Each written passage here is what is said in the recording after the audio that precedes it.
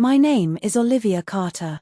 I am 32 years old, and I live in a small town called Maplewood, nestled between rolling hills and thick forests in the northern part of the country. I have always been the quiet one in my family, the one who listened more than she spoke, the one who tried to keep the peace. My parents, Margaret and Thomas Carter, were the heart of our home. They ran a little bakery on Main Street, and everyone in town knew them for their kindness and their cinnamon rolls. My older sister, Emily, was always the star. She was 3 years older than me, bold and beautiful, with a laugh that could fill a room and a way of getting what she wanted. Growing up, I admired her, even when she teased me or took the last piece of cake. I thought that was just what sisters did. Our parents worked hard, and they taught us to do the same. I helped in the bakery after school, learning how to knead dough and greet customers with a smile. Emily, on the other hand, was always looking for something bigger. She left for college in the city and rarely came home, except for holidays or when she needed something.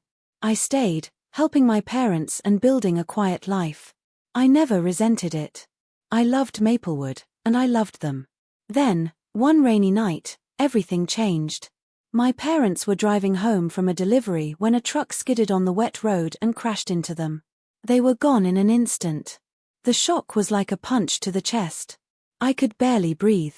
Emily came back for the funeral, dressed in black, her eyes red but dry. She hugged me, but it felt stiff, like she was already somewhere else. After the funeral, we sat in the lawyer's office, surrounded by the smell of old books and polished wood. Mr. Hargrove, our family lawyer, read the will.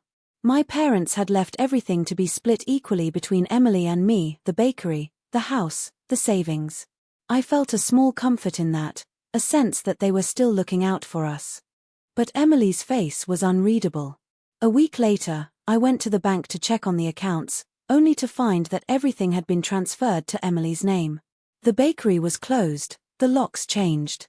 I called her, confused and hurt, but she did not answer. When I finally reached her, she told me coldly that our parents had always favored me, that she deserved more, that she needed the money for her life in the city. She said I could keep the memories, but she would take the rest. I was stunned. I tried to fight back, but I had no proof, no power. The lawyer said the will was clear, but Emily had somehow convinced him to release everything to her. I felt betrayed, not just by my sister, but by the world. I lost my home, my job, and my family all at once. I moved into a tiny apartment above the hardware store, working odd jobs to get by. Every day, I walked past the bakery, now empty and cold, and felt the ache of loss. I tried to move on, but the anger simmered inside me. I could not understand how Emily could do this to me, to our parents' memory. I started to investigate, looking for any way to challenge what she had done. I talked to Mr. Hargrove, but he brushed me off, saying it was all legal. I spoke to friends, but no one wanted to get involved. I felt alone, powerless. I started to doubt myself, wondering if maybe I was the problem, if maybe I did not deserve any of it. The days blurred together, each one heavier than the last. I watched Emily's life from afar, her social media full of parties and new clothes, while I struggled to pay rent. I tried to let it go, but I could not. I started to dig deeper, looking through old papers, emails, anything that might help. One night, I found a letter from my mother, tucked into an old cookbook. She wrote about how proud she was of me, how she hoped the bakery would stay in the family, how she trusted me to take care of it. The words gave me strength. I went back to Mr. Hargrove, demanding to see the will. He refused, but I would not leave. I sat in his office for hours, refusing to move. Finally, he relented and showed me the document. As I read it, I noticed something strange. A page was missing. I pointed it out, and he grew nervous. He said it must have been a mistake, but I could see the fear in his eyes. I left, but I knew I was onto something. I started asking around, talking to people who had worked with my parents. One of their old friends, Mrs. Jenkins, told me that my parents had mentioned a secret clause in the will, something to protect the bakery. She said they wanted to make sure it would never be sold or taken away. I went back to the lawyer, this time with Mrs. Jenkins. Faced with a witness, he finally admitted the truth. There was a secret clause in the will, one that said the bakery could only go to the daughter who stayed in Maplewood and worked there for at least 5 years. That was me. Emily had lied, and Mr. Hargrove had helped her. I was furious, but also relieved. I took the evidence to the authorities, and an investigation began. Emily tried to fight back, hiring expensive lawyers and making wild accusations.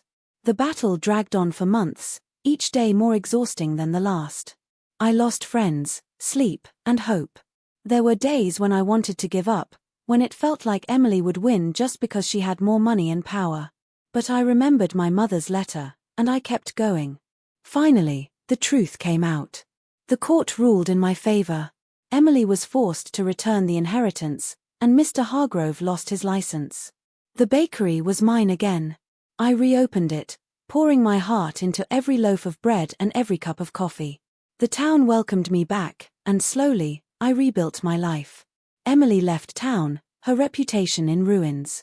I felt a mix of sadness and satisfaction. She was still my sister, but she had chosen her path. I found peace in the bakery, in the smell of fresh bread and the laughter of customers. I knew my parents would be proud. Sometimes, late at night, I wondered what would have happened if I had given up. But I did not. I fought for what was right, and in the end, I found not just justice, but a new beginning. And just when I thought everything was settled, I found another letter from my mother, hidden in the bakery walls. She wrote that no matter what happened, she loved both her daughters, and hoped we would find our way back to each other. Maybe, one day, we will.